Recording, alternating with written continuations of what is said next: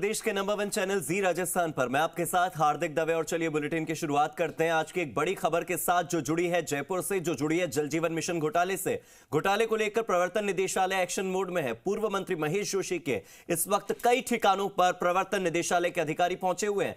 2 ऐसे अधिकारी और 2 ऐसे ठेकेदार जो जेजेएम से जुड़े हुए हैं, उनके ठिकानों पर भी रेड हो रही है। यानी कुल मिलाकर 5 लोग हैं जिनके ठिकानों पर इस वक्त एक्शन हो रहा है, कार्रवाई हो रही है। पीएचईडी के तत्कालीन 2 अधिकारियों के ठिकानों पर छापेमारी हो रही है। जल जीवन मिशन से जुड़े हुए 2 ठेकेदारों के ठिकानों पर छापेमारी हो रही है। और जेजेएम घोटाले की जांच के लिए प्रवर्तन निदेशालय की टीम जयपुर पहुंची हुई है। हालांकि यह पूरा मामला केवल जयपुर तक सीमित नहीं है, बांसवाड़ा में भी कुछ ठिकानों पर इस वक्त छापेमारी हो रही है। और अलग अलग जिलों में जहां पर भी ये ठेकेदार और अधिकारियों के ठिकाने हैं, वहां पर जल जीवन मिशन घोटाले को लेकर इस वक्त जांच चल रही है। आपको बता दें कि राजस्थान सरकार में जब अशोक गहलोत मुख्यमंत्री थे, उस समय यह सामने आया कि जल जीवन मिशन घोटाला हुआ और 20,000 करोड़ का घोटाला हुआ। प्रवर्तन निदेशालय की टीम एक बार फिर से इस मिशन से जुड़े हुए बड़े अधिकारियों, पूर्व मंत्री और ठेकेदारों के इलाकों में, उनके ठिकानों में छापेमारी कर रही है। राजस्थान के ग्रामीण इलाकों में पीने के पानी को पहुंचाने का लक्ष्य तय किया गया और इसके लिए कुल बजट का आधा हिस्सा केंद्र ने, जबकि आधा हिस्सा राज्य सरकार ने देना था। अब इस मिशन में घोटाले के बाद सबसे पहले सांसद रह चुके और अब मंत्री, कृषि मंत्री किरोड़ी लाल मीणा ने सामने लाई थी।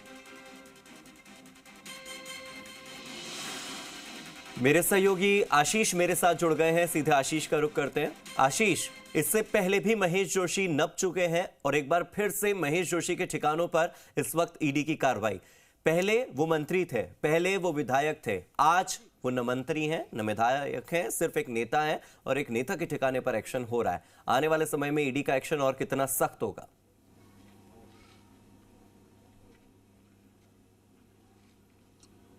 देखिए, राजस्थान में जिस तरीके से 900 करोड़ का भ्रष्टाचार हुआ था, ईडी ने 2 बार छापेमारी की थी, 26 ठिकानों पर ये छापेमारी की थी, जिसमें 3 चीफ इंजीनियर समेत तमाम जो जलदाय विभाग के इंजीनियर्स हैं और ठेकेदार हैं, वहाँ पर ईडी के छापे पड़े थे। और अब की बार पूर्व मंत्री महेश जोशी के आवास पर ठिकानों पर ये छापे पड़े हैं। मैं आवास की तस्वीरें दिखाऊं तो ईडी की टीम यहां पर मौजूद है और बताया जा रहा है कि सवेरे 7 बजे ईडी ने 6 जगहों पर छापेमारी की है। और इसके साथ साथ जयपुर के साथ साथ बांसवाड़ा में भी जो खबरें सामने आ रही है कि बांसवाड़ा में भी ईडी ने छापेमारी की है। तस्वीरों में आप देखेंगे तो ये इनका निजी आवास है जो यहाँ से दिखाई दे रहा है।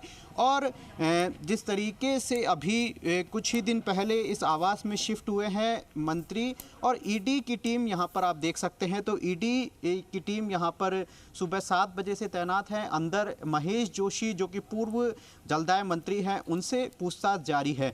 इसके अलावा ये भी खबरें सामने आ रही है कि 2 अधिकारियों और 2 ठेकेदारों के साथ साथ 5 ठिकानों पर छापेमारी की गई है। अब 2 अधिकारी कौन हैं, इनका नाम अभी तक सामने नहीं आ पा रहा है, लेकिन बताया जा रहा है कि 2 ठेकेदारों के यहाँ भी छापेमारी की गई है। देखिए, 900 करोड़ का जो भ्रष्टाचार हुआ था, पदमचंद जैन और महेश मित्तल, ये दोनों जीजा साले हैं। देखिए, जीजा पदमचंद जैन है और साला महेश मित्तल है। इन्होंने 900 करोड़ का भ्रष्टाचार किया था, फर्जी अनुभव प्रमाण पत्र बनाए थे और इसके साथ साथ उन्होंने फर्जी अनुभव प्रमाण पत्र से जो 900 करोड़ के टेंडर हासिल किए थे। जयपुर की बात की जाए, दौसा की बात की जाए या दूदू की बात की जाए, ऐसे कई जगहों पर इन्होंने टेंडर हासिल किए थे, फर्जी अनुभव प्रमाण पत्र जो कि इरकॉन के नाम से लिए थे। इरकॉन केंद्र सरकार की उपक्रम कंपनी है, रेलवे में उपक्रम कंपनी है, जिसके नाम से ये फर्जीवाड़ा हुआ था। और ये फर्जी अनुभव प्रमाण पत्र केरल के नाम पे बनाए गए थे। यानी कि केरल में जो काम दिखाया गया था, वहाँ पर काम शो किया गया था, लेकिन जब जांच टीम, जलदाय विभाग की ही जांच टीम वहाँ पर पहुँची तो जिस तरीके से वहाँ पर कुछ भी नहीं मिला। यानी कि ठेकेदार इंजीनियर्स की मिलीभगत के चलते ये पूरा खेल हुआ है। इसमें अब पूर्व मंत्री, जिस तरीके से जलदाय मंत्री पूर्व महेश जोशी के आवास पर भी ईडी पहुंची है और उनसे लगातार यहां पर पूछताछ की जा रही है।